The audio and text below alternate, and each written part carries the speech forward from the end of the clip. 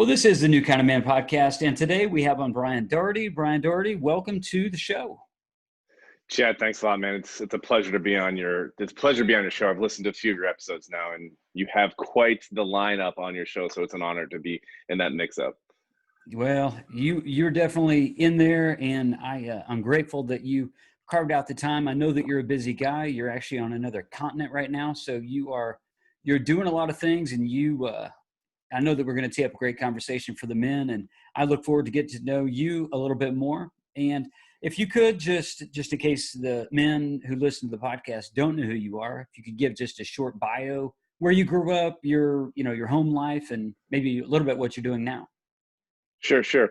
So I grew up in Denver, Colorado. As far as I know, I had the best childhood anyone could ever have. I had two older brothers, two loving parents.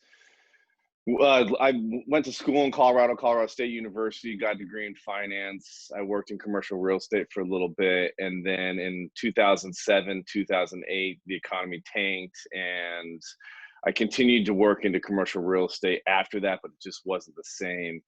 And so I joined the military at 29, and I became a Navy SEAL, and I did that for 8 years. And in 2017, 2018, I started my own business called Declan James Watch Co. Left the military, joined the reserves, and that is kind of where I'm at today. Cool. So what about your home life? Dig into that a little bit, like your home life growing up. Why did you, growing up in Denver, great home life sounds like, two older brothers, parents who loved you, cared for you. How does one become a SEAL in that environment? Well, obviously you went through the school route, but how does one become a SEAL at 29? Let me back up and say that, because that's a rarity, I think. Yeah. So when I went to college, I had a tough time adjusting, and I started exercising because my mother recommended I start exercising. So when I was in college, I started exercising because I was having a tough time adjusting, and that kind of just like calmed me down a little bit. And through that, I came across Navy SEAL workouts. And because of that, I just became obsessed about it. But it was nothing. It was something I just didn't execute. It wasn't something I didn't think I could do it. I didn't think it was in my. I didn't think it was for me to do. Even though it was something I wanted to do, I just didn't think I had the ability to do it.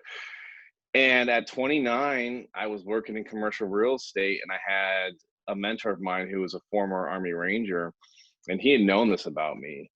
And he calls me in his office and says, "Dude, it's now or never. Do this now and fail and be happy you tried.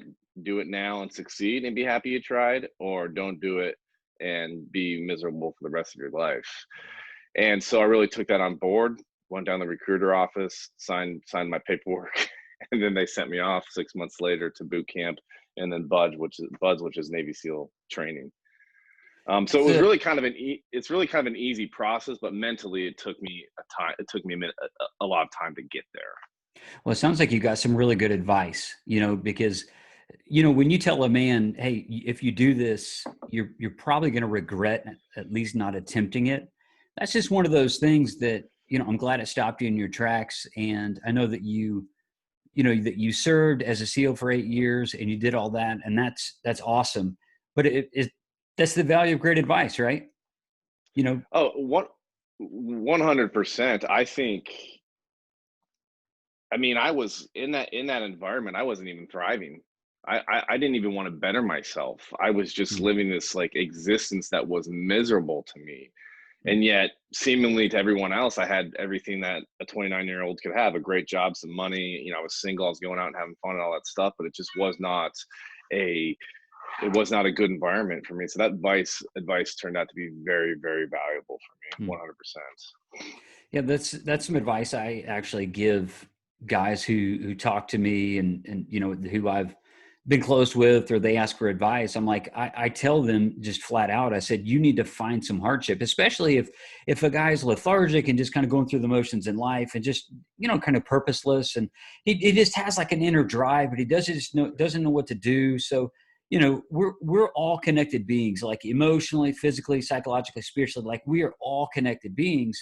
And if one of those things is off, then we lack, we really lack the get up and go to go forward. So I tell guys, I said, pick an area if they're kind of in that place. And I give them very similar advice. I said, pick an area. And I said, I know it seems like an insurmountable wall, but pick an area, pick a goal in that area and just go hard for it. Like, even if you don't think that you can do it or do it well, you're actually going to gain more momentum simply by doing that hard thing than you ever will by being comfortable. Yeah. I agree with you. It's interesting. Even with advice like that, I had to sit back and think about. Like, it wasn't like aha. I had to think about what he was telling me, and something that really helped me. And to this day, I still use this. And I don't know why. I don't know why this popped into my head, but when you're picking an area to do something, or you want to do it, but you just can't make that step forward. Mm-hmm. Something I always do is I always go to my quiet place, and I go to my deathbed. Right? Mm-hmm. And I'm on my deathbed, and I have my kids there, and I have my grandkids there, and everyone leaves but my little grandkid. And my grandkid asked me something. And when I'm in my quiet place, I go through these motions and I say, what would I tell him to do? Knowing that I know, like, what's the answer that he needs to hear? And ultimately, that ends up being the answer for me in the direction that I need to go. And that always helps me take those steps forward, because I might be a Navy SEAL, but it's still not easy. We still have our own internal battles. I'm really thankful you said that because, we talked about this off air, but even myself, I put Navy SEALs on a very, very high plane. I just always have. And to me, it's almost like this insurmountable kind of esteem that I put towards SEALs. And I love when people like you, Brian, come on the show who've gone through that training. You've gone through BUDS and all of the allure of it and the challenge of it. And you come out the other side and you're like, and you didn't say this, so I'm kind of putting words in your mouth, but you're implying I was a human when I went in, and I'm a human now that I've gotten out. And sometimes I think we can kind of put you guys on such a, maybe because of all the media and all the stuff that's drummed up over the last 15 years, but put you on such a high, platform to think, man, you guys are untouchable. What could I possibly learn from you? But I know this from just digging into your story in the past. And what you just said is you went into the Navy at 29. Now, I know that it is not normal that somebody would choose the path of a Navy SEAL at the age of 29. Tell me about some challenges that you endured and in the middle of BUDS. I mean, boot camp, let's be honest, is annoying. You learn to fold Right. clothes. You learn, I mean, Yeah. all those types of things. It's discipline, really kind of imposed discipline. So I'm not even thinking that was a hurdle probably, but I'm talking specifically about BUDS at 29. Right. Yeah, it was. So you need to understand that everyone going through BUDS has their own issues. Whether it's their first time away from home, they're adjusting to military life, maybe they have a bad knee, maybe they're not as fast at running or swimming or whatever it may be. My issue for me was I was 29 years old, and I thought that because I was 29, I had to be smarter, better, and Mm, faster than everyone else.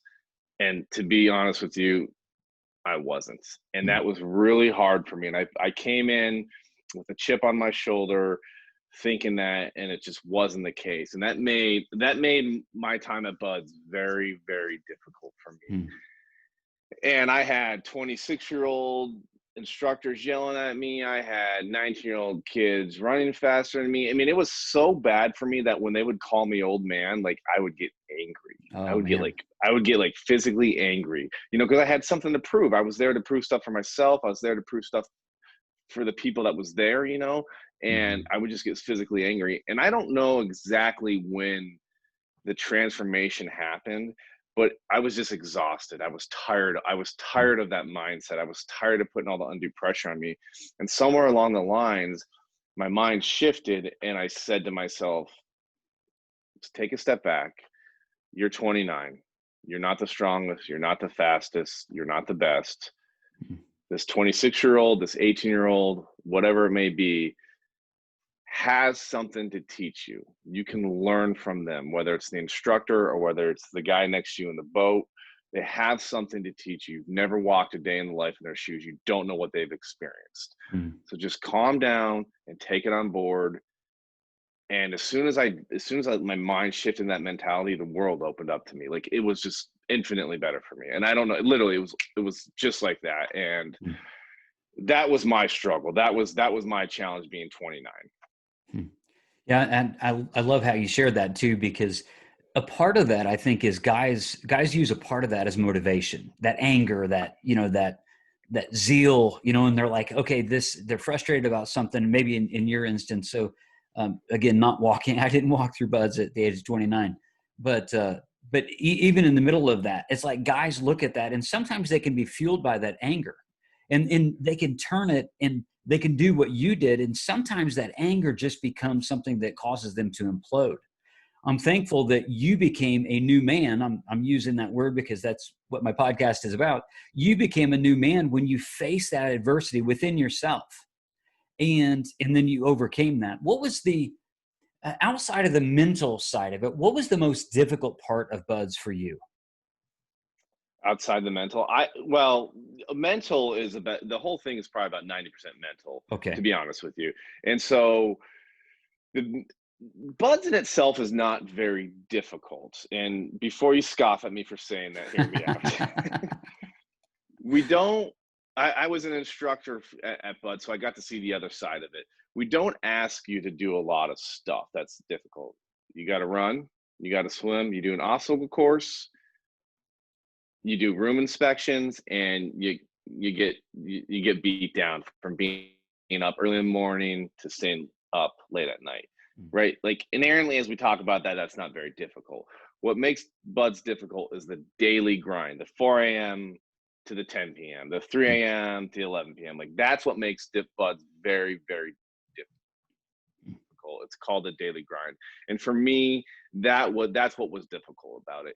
You would just be so tired, and I remember being tired all the time, just being like, all right, literally just 1 foot in front of the next, and 1 foot in front of the next, 1 foot in front of the next. Just move. Like, we know you're tired, but just move. Pick that foot up and move.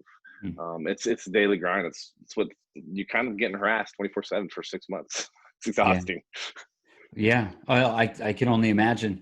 I think it's interesting how, there's so many things out there. There's Navy SEAL workouts, and there's people who train you to become a SEAL, and there's all sorts of other things out there. And yet the attrition rate, going through buds is ridiculous. How many candidates or SEAL candidates went through buds with you in your class? Oh, so I think roughly maybe we started off with like 250, Okay. and then That's a we big class, got right? that. Yeah, and what they do, so you start off at 250, and then you're constantly going through that 250. Doesn't You start off with 250, and then when they're like, all right, day one, so you go to indoc for, I think it's 3 weeks, and you learn about the military.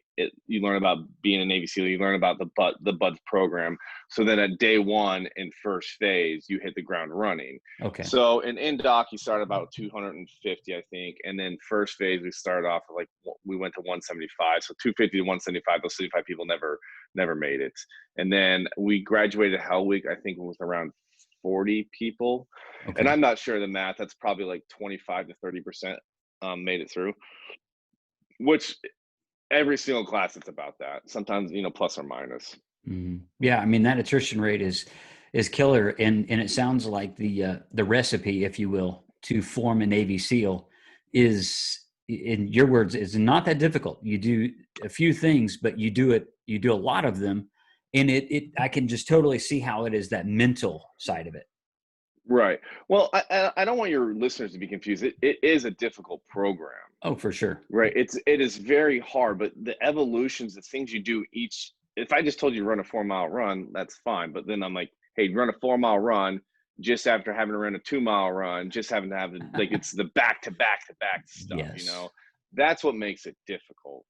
So I don't want your listeners to be confused, or other people to be confused. I think it was the easiest thing in the world, Yeah. because it wasn't. Well, if anyone thinks that a Navy SEAL is soft, just DM me, and we will clarify that error. That is a mental error that needs to be clarified, because they are not soft. Okay, Oh, that's funny. it's just simply not. So, all right. So, Navy SEAL at the age of 29, you served for 8 years, and how Yeah. many different deployments did you make? So I did 2 deployments. I did 1 combat deployment to the Middle East, 1 deployment.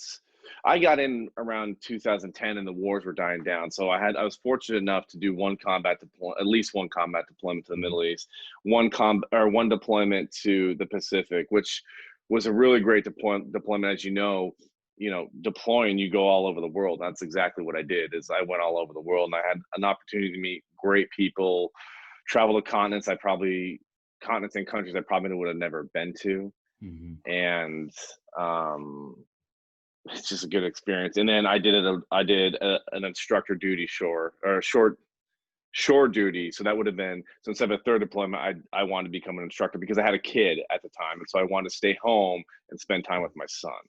That's great. I'm glad they allowed you to do that hopefully without giving you any grief. So Yeah. you served as a Navy SEAL. Deployments, I know what that is. I know what that life is like, not as a SEAL, but just as a service member in the Navy. I did 2 deployments, was gone a lot in my 4-year enlistment. And then you went to be uh, part of the cadre there, and part of the training cadre to form SEALs. Now, tell me about that. Like, what was that experience like, and how are you taking these principles into everyday life now? Because I know that's the Yeah. difference between being a SEAL and then training SEALs, and there has to be different levels there. So how has that helped you to be the man that you are today? Oh, that's a very good question. When you go through the SEAL program, at least for me, you just do it, right? Like you struggle and you do it. I don't ever necessarily remember having these talks to myself being like, "Hey, Brian, like pick yourself up. It's not that much further. You got this." I don't remember having those talks. I just remember kind of struggling and getting through it. When I became an instructor and I saw people actually having the same struggles that I had, and I had to do a little bit more mentorship, that's kind of when I remember being Mhm.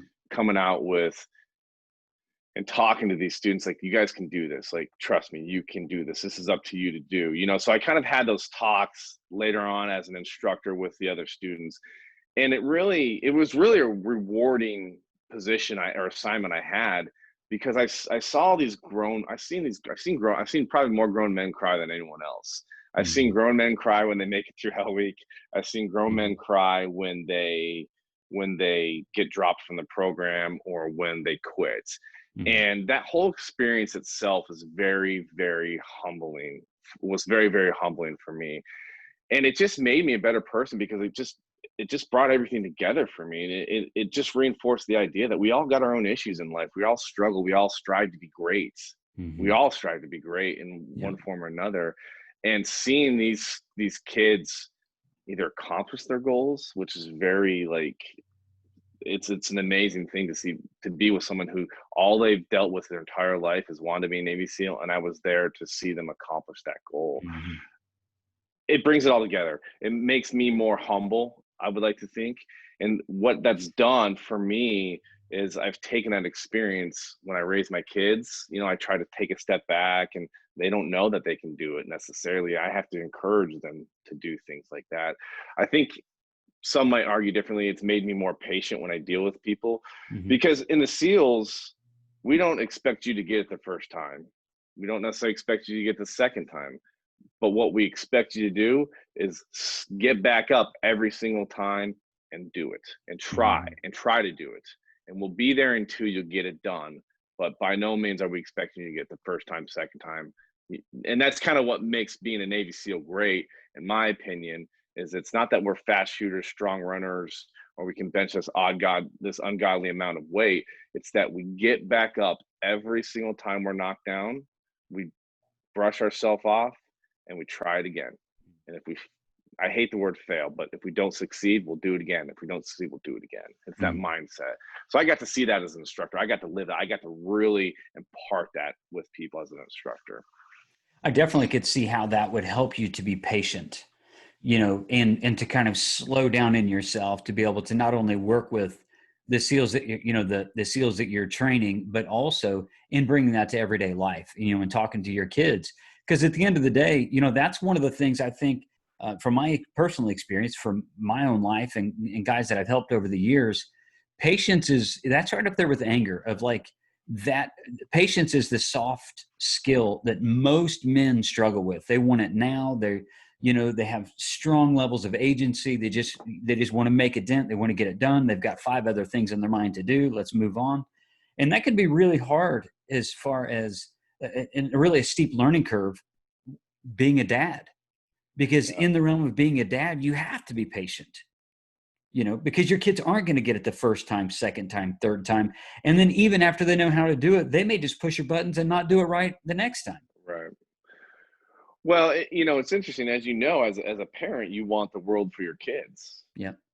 I want them to be just as successful as I was, whatever they do. Hmm. And I have to catch myself sometimes, actually quite a bit, that I need to let them struggle through the process. And you've talked about having internal struggles and becoming a better person, a Hmm. better man.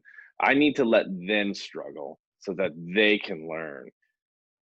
When I'm stepping back and I'm looking, I'm like, it's not how it's done. Like, Hmm. I know exactly you're not doing it right. Let me show you. Let me tell you. And my oldest son, he's funny. He calls me out all the time. Hmm. He'll say, "Dad, let's do this. Let's do that." I'm like, "Nah, it's not going to work." He's like, "Well, how do you know it's not going to work?" I'm like, "Well, I'm 39 years old. My life experience tells me it's not going to work. Like, Yeah. I know it's not going to work." And the funny thing is, he's like, "Well, you never know unless you try." And I'm like, all right, let's try it, and so he does that to me a lot, and I have to just take a step back and let him deal with that and not impart my 39-year. I can't expect him to get something that I just now got at 39, you know? Absolutely. And they're so sensitive when they're, when younger kids, even going into middle school. I mean, my son is 24 and my daughter's 17. He's married, he's out of the house, and my daughter is a senior in high school. And I have no idea how to parent your kids. I barely know how to parent my own kids. And I've had a lot of experience in parenting my own kids. So it's still a challenge. But one of the things that I have learned through that is if just, you want to make sure that you give them enough challenge to where they do feel challenged. You have to, but you can't give them all of the reasons why it's going to fail up front. It's kind of like what you were talking about a minute Yeah. ago. You're like, that's not going to work. They have to kind of feel that so they can learn critical thinking. Because if we as parents just jump in and like, nope, that's not going to work, I tried it. You didn't tell, I'm not saying you, but I'm saying when I've done that in the past, I haven't told my kids, hey, I don't think this is going to work and this is why. Okay, and then you basically teach them critical thinking instead of firing up the helicopter, being a helicopter parent, smoothing everything out, making sure everything's good, and then going back. So I was balanced. There's 2 words that I use when I'm talking about fatherhood, parenting, and it really speaks into what you just mentioned, Brian, is this. And one is challenge. They have to have a healthy amount of challenge. But yet you don't want them to feel challenged and alone, because if they feel challenged and alone, most likely they're going to either become prideful or fearful. That's what Hmm. they're going to do. They're either, if they succeed, they're going to be prideful, and it's like, hey, I did it, no thanks to you. And then there's a severing of the relationship between you and your kids. So you can't do that and just kind of let them have free reign and go alone. And yet, if they fail and you're not with them, then there's fear, and then they think, well, that I'm a failure. I can't do it. I couldn't do it then. So instead of just giving them challenge, you have to give them a healthy amount of challenge with invitation. An invitation is relationship. That's, hey, here's this challenge, but I want you to know that I'm going to be right with you. Yeah. Instead of just like sending them off on their way, hey, figure it out. That's just not, maybe in small ways that's okay, but yet what they want is they want their dad, right? They want, Yeah. like, my kids growing up, they wanted their dad. So for me, it's challenge. Like, you got to face this. I've got to give you this resistance. If not, you're not going to learn to persevere, and your character is going to lack if I don't. But as a Yeah. dad, I never want you to feel like you're alone. So I'm inviting you into a relationship with me, and we're going to go through this things together. Yeah. Yeah.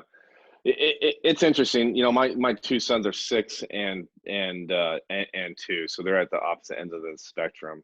Um, Parenting, it's the hardest thing I've ever done. Yeah. I would go to hell.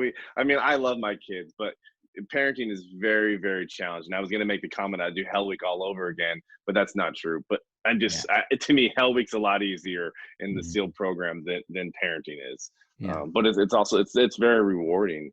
One of my favorite things in the world is when both my kids say, "What's that?" Hmm. Like they have no idea. I'll say something like, "What does that mean?"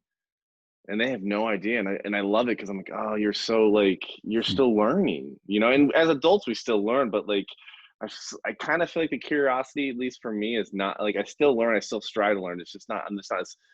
I'm not. My mind's not blown like like a Yeah. little kid's is blown. Like, oh my god, no way. I love. For years, I worked with kids very closely, and for 5 years I did, and it was an amazing thing because I love to see the sense of wonder in a kid's face. I just Yeah, love it. It's so like invigorating for me because I'll be honest with you, Brian, there's many times I've gone through my life where I've lost my sense of wonder. I'm like, and to me, it's almost like I've gotten comfortable with not having the sense of wonder. I like the predictability. I tend to be very disciplined. And I'm like, I'm usually disciplined in all areas of my life. And if I'm not disciplined in all areas of my life, like I'm going off the rails and everybody knows. And yet, yeah, but becoming so disciplined, I've lost that sense of wonder. I just yeah. know that I have, and I love working with kids. And you just said that about your kids. You look at them and they're like, "What's that?" And you're like, "Yes, that's wonder. I see it again. That's awesome." Yeah. Let me show you what a hammer. My youngest son's too. He's like, "What's a hammer?" I'm like, "Well, let me show you." And I Mm, just love going to the toolbox. And then I remember I did that with my oldest son. He asked me what a hammer. Both kids asked me what a hammer was, and I guess it's not uncommon. But my oldest son, uh, I was showing him what a hammer was and how you use it and what it's used for. And then my wife, this is a couple years ago, my wife takes me a picture of it. And she's like, "Well, your son's definitely listening to you and learning." He had taken a a block and a nail and hammered it right into the wall. mm. I'm like, he's learning, like he's got it. He listened to me. Like I just didn't Awesome. explain to him, you just don't do it on random things. And then I was Right. like, and then I started thinking to myself, well, how did it even get that far? Like, Yeah, where were you? that is amazing. Yeah, That is anywho. amazing. Well, I know that you have, your heart is very heavy for your kids. So much so that I mean, you're a busy guy. I know that right now you're on a deployment. You're in the reserves, and you're doing all that, but you're also doing Declan James Right, and the right. watch company, which I think is amazing. And I would love for you to just talk about that. Talk about even the name of it implies legacy, which really been drawn to that ever since I connected with you Yeah. on IG all those months ago. It's when I look at that, I was like, man, the name is even woven, or the legacy is even woven through the name. So before I spoil it, because I'm close, I want you Sure, to sure. talk about it. So as I was transitioning out of the military, I was thinking about my life next, and I was nervous because prior to the military, I had worked this corporate gig that I wasn't thriving in, I didn't like, and I wanted to have a fulfilling life post military that I Mm, had in the military, you know, if that makes sense. And I'm obsessed about watches. I've loved watches my entire life. And so I started thinking about maybe starting a watch business. And there's this whole long process of me kind of arriving to like, yes, I can do this or I'm going to do this. But the bottom line was the advice is do what you love and you'll be okay in life or mm-hmm. whatever, something like that, right? So I Yeah. went down this path of starting a watch company because I loved watches. And it's interesting that everything just kind of started falling into place for me as I was going through the process of finding a name for the company. I was doing all this research and every name I thought of was taken some form of fashion. Mm, And then I started looking a little bit harder into the watch industry, and a lot of these major brands that we know of are named after the founders. mm, And so I was like, well, Brian Dougherty Watch Company just doesn't really have a ring. It mm, doesn't sound. It doesn't. There's nothing great about that.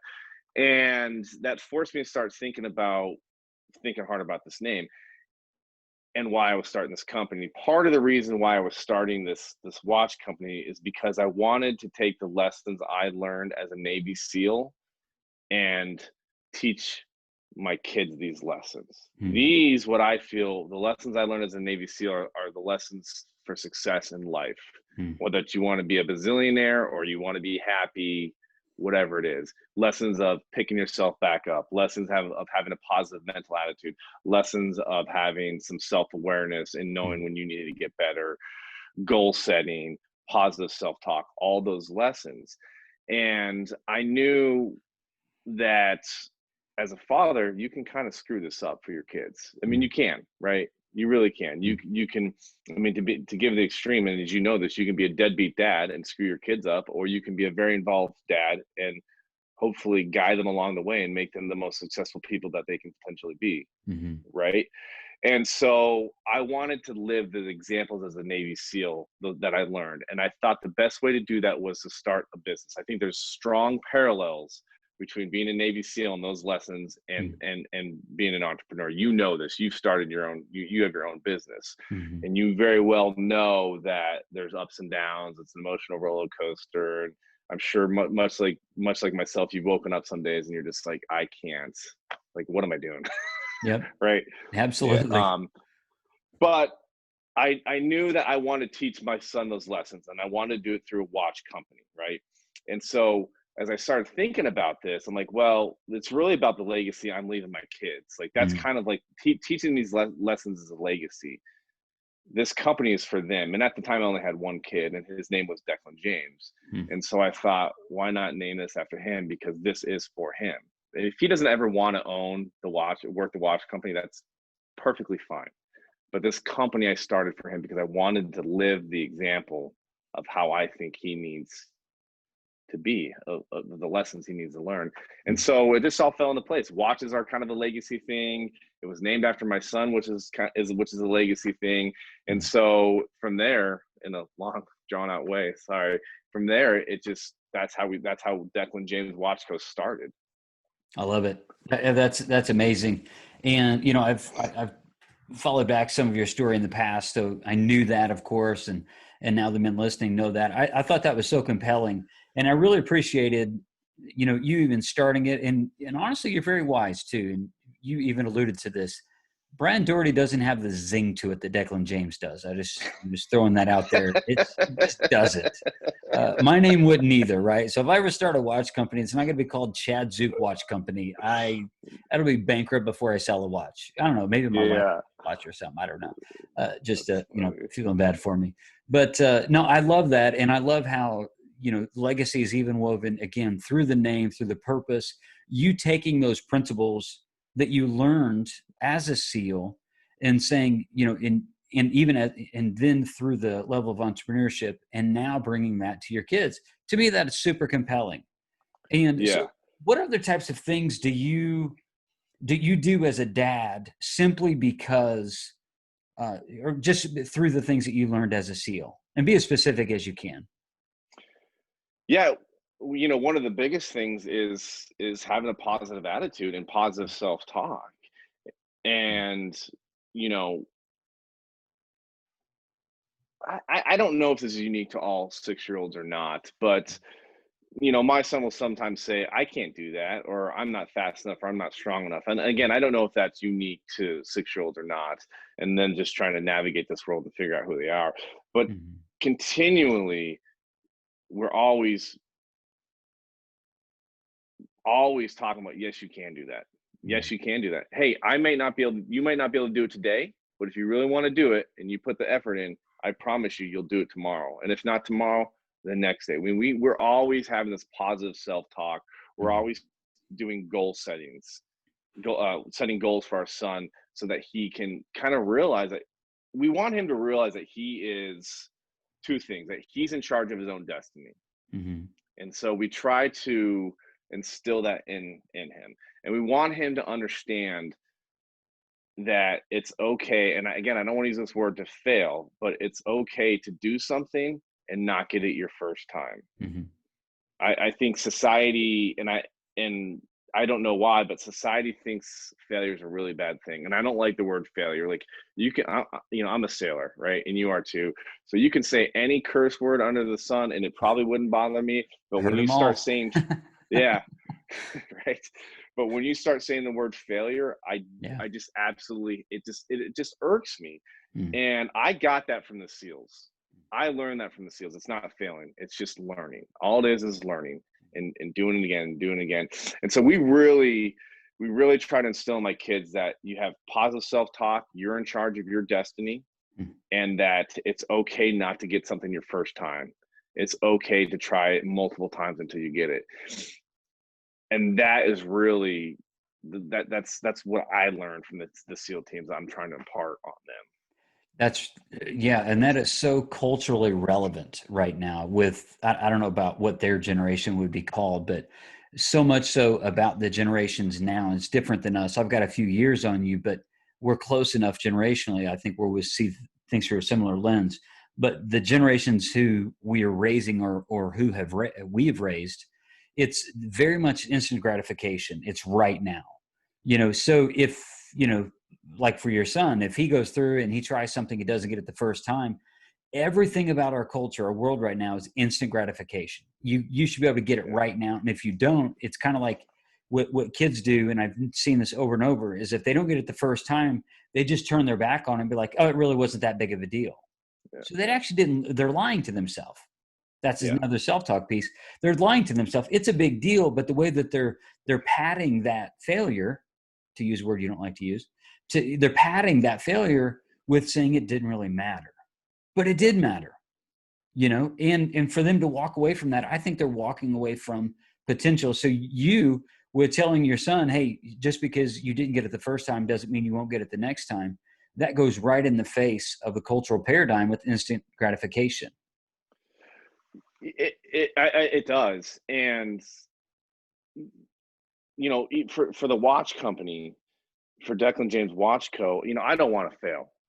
Hmm. Obviously, I don't want to fail. If I fail and my son sees me fail, or if the company does not turn out to be successful like I want it to be, I have to pick myself back up. I have Hmm. to dig myself out of that hole or that dark time. Hopefully, it's not that bad, and move on with my life. Hmm. Um, it, yeah, it's just interesting. I get really upset at society. I don't know why, because if we all didn't care about failing, if we didn't care about whatever it was, I mean, think about all the great things that we could accomplish in life. Think Hmm. literally, like think about all the great stuff that we could accomplish. Yeah, if we and just empowering our kids. I mean, and ultimately that's what it is. To me, the word failure doesn't have that much of a sting to me because I know that we're all going to fail. To me, the way that I draw out, or the thing that I draw away from the failure piece is failure is the ultimate failing is giving up. I'm like, we're going to fail. Man, Yes, I'm going to fail 1,000 times. I'm just not going to give up. yes, Like I may fail and I may have failed at this attempt, but yet I'm not going to give up. I just to bring it into my perspective. There's been many guests I've tried to have on the show. I live by a motto, and I don't know if it's something I've created or not. So you can't steal this, but if you do, give me credit, Brian. So this is basically, of course. I have no idea who said this, and I don't think it's probably original with me. But it's like I kind of go with this phrase. It said, um, shoot for the stars, but if you can't hit the stars and you hit the moon, that's pretty cool anyway. Yeah, And you tried. It's yeah, like you set a far reach, like your vision, your goal. Like, man, we're going to crush this thing. If I didn't get that thing, but I got to the moon, man, that's farther than I was before. yeah. So Uh, I think that's interesting that you're trying to help your kids in that way to really go in the face of what a lot of the culture is doing. And I've talked to and studied enough about the Navy SEAL way, and the ethos that goes behind it is these principles are so applicable to everyday life. They really are. And you're doing this by disseminating them down to parenting your sons, which I think is awesome. yeah, my goal at the end of the day is, maybe my boys, both my boys. don't want to get into the family business. Maybe they want to have nothing to do with watches or whatever. I have another kid, so I'm going to have to start a company for him at some point in time. But when I do that, maybe they want to have nothing to do with that. And that is perfectly fine. But my goal at the end of the day is that no matter what they do, whether it's art, dancing, whatever it is, that they have the tools to be successful and understand that they can be the best at it Mm-hmm. if they want to be. And that's what I hope to give them. Mm-hmm. It's interesting. I want to touch on the point you talked about failing. It's not failing. It's just kind of trying, failing is when you give up, right? Yes. I remember when I was an instructor and these kids would come to me because they got dropped from the program or they Mm-hmm. didn't meet the time criteria for a run or whatever it was. And some of them would cry and they would take it on board. And I understand why. And I'd always tell them that, or guys who would just straight out quit and just, be upset about quitting. I'd always tell them that, for whatever reason, like, don't feel bad. Like, stop feeling bad because you can come back. And if you want this as bad as you say you want this, you'll come back. Mm-hmm. But if you don't want this as bad as you say you do, you're not going to come back. Like, that's fact, right? Mm-hmm. And there's a difference between saying, hey, this wasn't for me. I tried it. I saw a little bit of it. I tasted it. I decided I don't like it. Mm-hmm. And saying, you know what? I can't do this. This is too hard. Saying I can't do this. This is too hard. That is failing. Mm-hmm. But just simply saying this isn't for me, I'm okay with that. Like, I'm Mm-hmm. totally okay with that. And that's part of the reason why I don't like the word failure or quitting, because there's really a difference between the two. And you hit the nail on the head when you'd said, it's not failing, is not trying again. Yeah. Yeah. And that's, one of the things that I definitely see in the generation, certainly the age of your kids, is that, again, that instant gratification piece, but then also encouraging them and maybe even letting kids know up front, hey, you're not going to get it on the first time. And I hope they don't get it on the first time. I really don't. I hope they don't get it, whatever it is they're trying to do. I hope they don't do it on the first time because they won't learn anything. They'll think it comes easy. Yeah. Right. And then it can kind of be misplaced in, all that energy. And then they think they did something wrong. So, my kind of something I say is, try hard, fail often, get up and do it again. Like, Absolutely. that's what you have to do. And much of life is that mental piece. And one of the things that you talked about, and then I want you to drill into the watches, talk about the watches Sure. in detail. But one of the things you said also is just a positive mental attitude, which that really speaks volumes. That you care enough. And then I believe that every man who's listened to this, who is a dad or going to be a dad, I think you need to listen to this advice that Brian's given you, because if you can help your kids to have a better positive attitude, that impacts every aspect of their life, every aspect. Absolutely. So I feel we are constantly our psyche is constantly being bombarded every single day with everything. Someone or something is constantly trying to break me down. I don't think it purposely happens. I just think it just happens, right? You can take the classic example of billboards and how men and women should look. Like, that's breaking, to me, that's a constant assault on my psyche and my well-being. And so having a positive mental attitude helps block out all that BS in the world and just tends to keep you a little bit more focused on who you are. Yeah. And there definitely is an assault right now of just tearing down, I believe, tearing down men particularly, and tearing down marriage and kids and the family unit and legacy.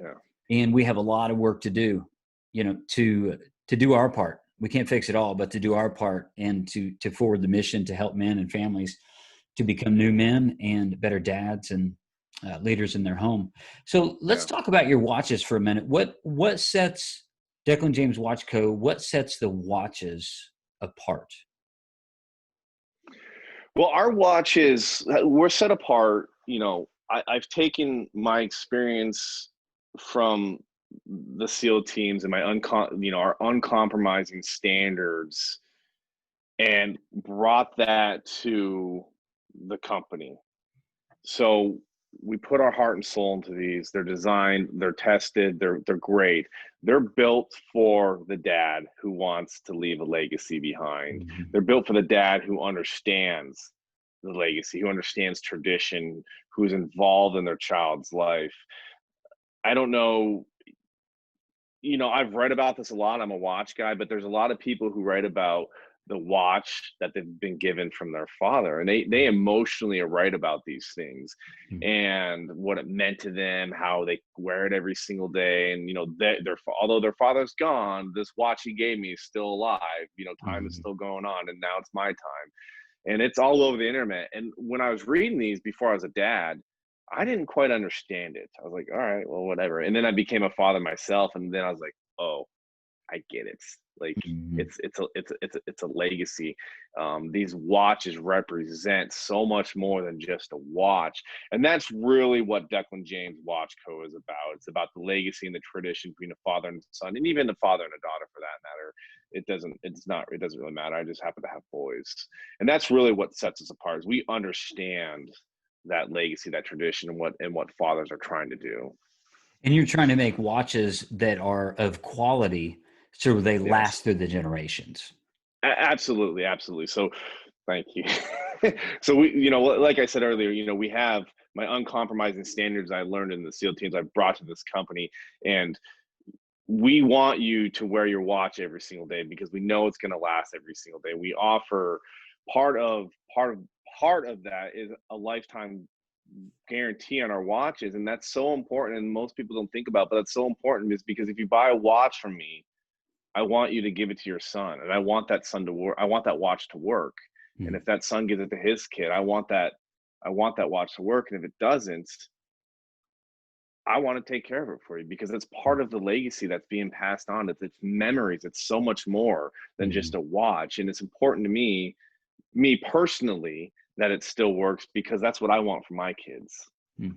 And the inner working of your watch, it's some of the finest like watchmaking materials in the world, right? Yeah, so we use Swiss movement, and why Swiss movement is important, because not that other movements aren't good, but Swiss movement's important because Swiss movement is like fine German engineering or fine Italian leather or American barbecue or American SUVs. It's the standard of watch movements. Mm-hmm. The Swiss have been doing this since the 1600s. Like, they've got it figured out. The watch movements that I offer, the mechanical watch movement, it hasn't really changed since the 1900s. It's the same. Sure, manufacturing has been better, the materials we use better, how we assemble it is better, but the actual mechanical idea behind that watch has not changed since the 1900s. And to me, I think it's awesome. I love it. I'm a watch guy, but of course I love it. But like that to me is amazing. It's the exact same thing since the 1900s. That in itself is a legacy. No, absolutely. And if it isn't broke, don't fix it. Right. So if the system works, you rock that system. You don't need to reinvent the wheel. Right. So many other sayings that basically back up the exact same thing. It was just, again, if it isn't broke, don't fix it. Well, I think that's really cool. And so Swiss movements. And so what is your website in case the guys are listening right now and they're like, I think that'd be a really cool family heirloom. And I want it to start with me. Sure. It is www.declanjameswatchco.com. So it's declanjameswatchco.com. Okay. And I can create a landing page for your listeners when you get this episode up and running, and it'll be a little bit easier for them to find. Yeah, I really just like watches, and they've meant so much to me in my life and other people's lives. I really hope that even if they buy the watch for themselves, that they create that passion. And I think when people wear watches, they don't understand, or they may not think about it, but a father who wears a watch, who just wears a stupid watch, right? Whatever, no drama.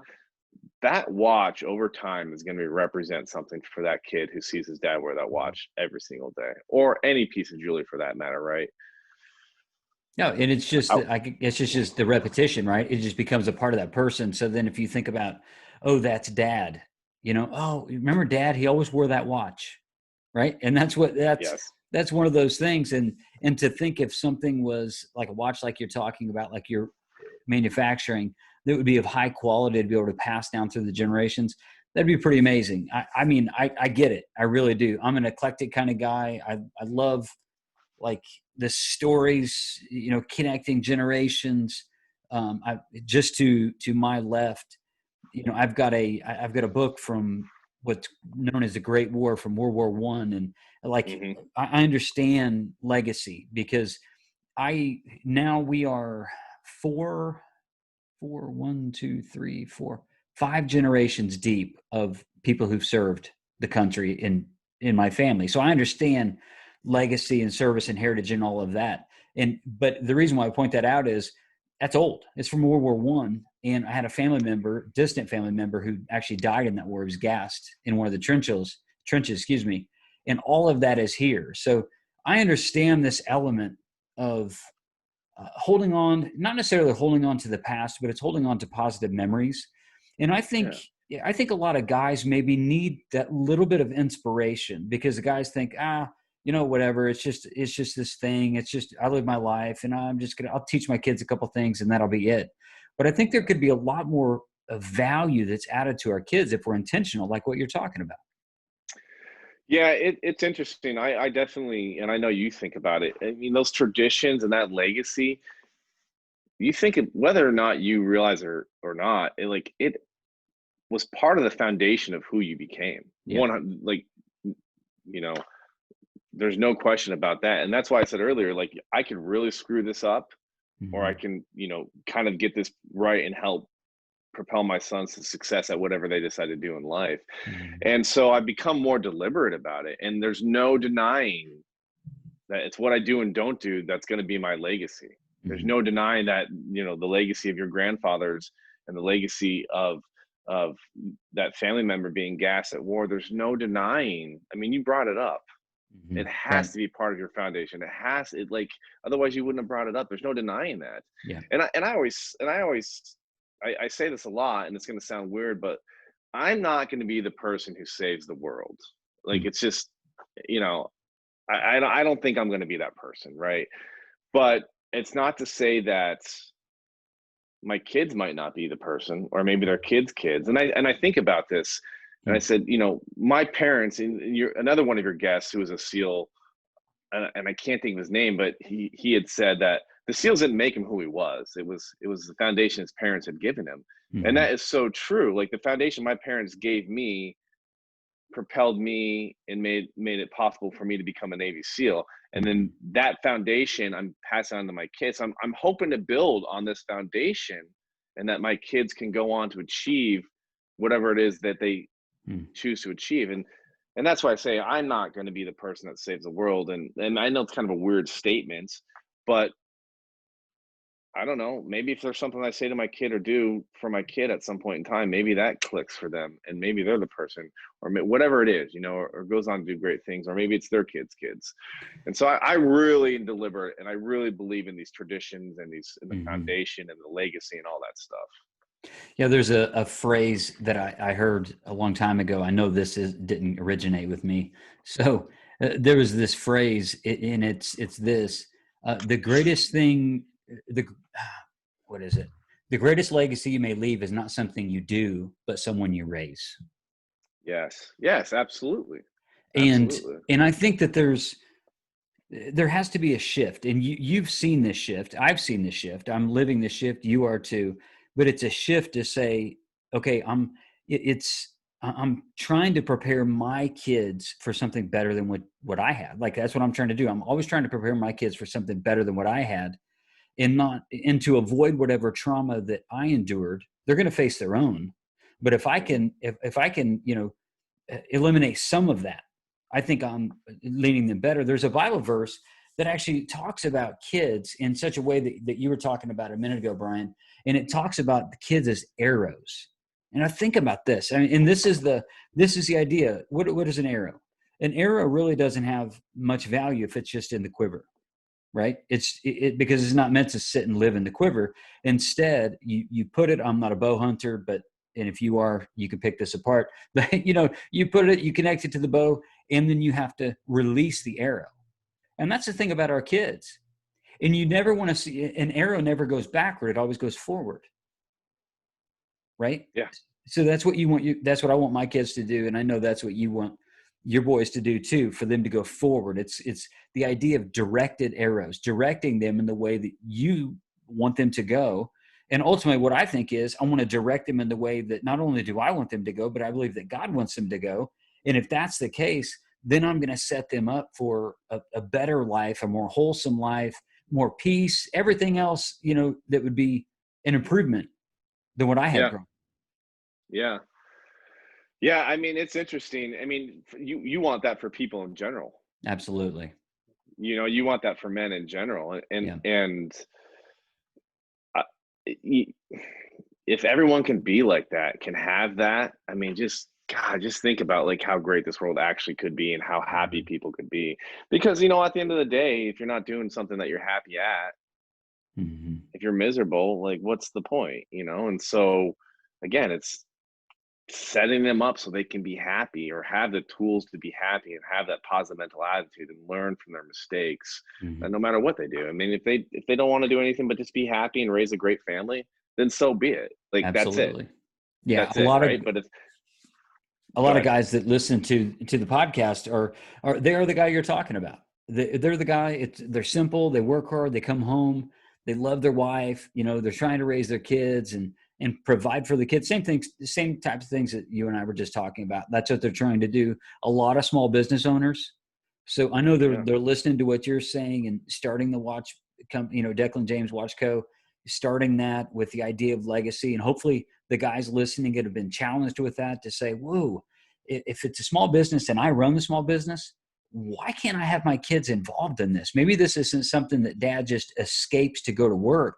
Instead, maybe you can invite them on the journey to kind of teach them some of the, not just the ways of business, which would be valuable, but also just the life principles that come with entrepreneurship or running a small business.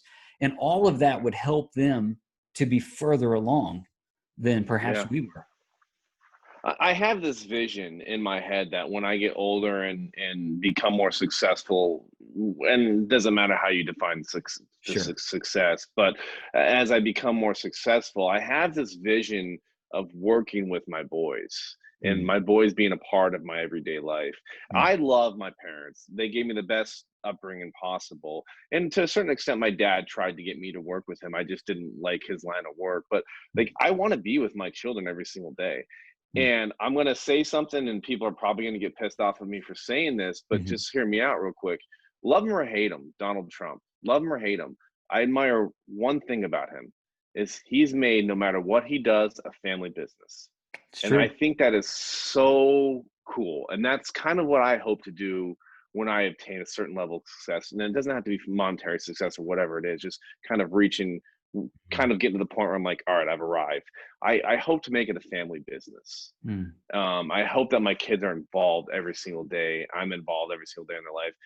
And again, back to my parents, they gave me a great upbringing. I love the death, but it's kind of like when I went on my own, I went out on my own. yeah. And I call my parents and I can see them for the holidays and stuff like that. But I want something more. And so, yeah, when you talk about your listeners who are entrepreneurs and bringing like, yeah, bring your like, yeah, absolutely, bring your kids involved. Like, how much easier would life be, in my opinion? Like, Mm, it's not now. Now it's not just segmented. It's not like I got to go to work and then I come home. It's like my work is my life. My yeah. life is my work. Mm. And that's a gift. We're probably winding down the podcast at this point, but I'll just make this story as brief as possible. Prior to doing what I do now, I used to work on airplanes. After I get out of the Navy, went to school to work on airplanes, was an airframe and power plant technician, and I worked on business jets. Well, a lot of times it was a Fortune 100 company. They had multi-million-dollar jets. So on the weekends, I would have to go in there and basically prep the plane, fuel the plane, get it ready to fly on, and then wait. And it could fly anywhere in the country, and then basically wait at the hangar all day. Well, on a Saturday or Sunday, if I knew I had to work, I could just go off to work and just go get magazines, watch TV, just waste the day. But I didn't. What I did was I brought my son there. I brought Yes. my son. So I'm on the tow tractor pushing this multi-million-dollar airplane out, about to shake hands with the CEO and president of the company, right? And put their high-end BMW in the hangar. I'm doing all of that, but what they don't know is my son is right on the other side of the window. He's been in the airplane. He's eating snacks out of the airplane. He's on the tow tractor as I'm moving the thing out. He's a part of the whole process. And I easily, and I'm not trying to say like I'm all high and mighty. Trust me. No. My highlight reel is a lot shorter, than than my failure list. But for me, I just knew, I was like, if I have to be gone for work, and if I can bring him along, I'm going to bring him along. And we made a day of it. So instead of it just dad being gone for the weekend, now I got to spend the weekend with dad. And you know what? Did your son remember that stuff? Absolutely. Yeah, and I'm sure he remembers. He has fond memories of it. And Yeah. I'm gonna go out and I love that story. I absolutely love that story. And I'm sure those moments like that had a huge impact on his life. Huge, a Mm-hmm. positive impact. Yeah. Great memories, right? Great memories. Yeah. And that's kind of what I hope to accomplish with my businesses. But if they don't want to do that, that's fine also. Like, that's Mm-hmm. okay. It's totally okay. Yeah. At the end of the day, I just want my kids to be happy and have the tools to succeed at whatever it is they want to succeed. I think we all do. Yeah. Well, I think they have a great dad. So I think that they're going to be ahead of the curve, my friend. I really do. And you have your head, I believe, in the right place. Not that you need, my validation, but I hear it. I love your message and stuff you're really trying to do with your kids and incorporate great values. They're going to be better for it. And I want you to know that our listeners today are better for having you on the show. So thank you so much. Well, Chad, I appreciate it. Again, it's been an honor. I've listened to a few of your episodes. To be in this lineup is amazing. So thank you very much. Thanks, brother. It's my pleasure. And we will talk soon. All right, take care, buddy. Thanks.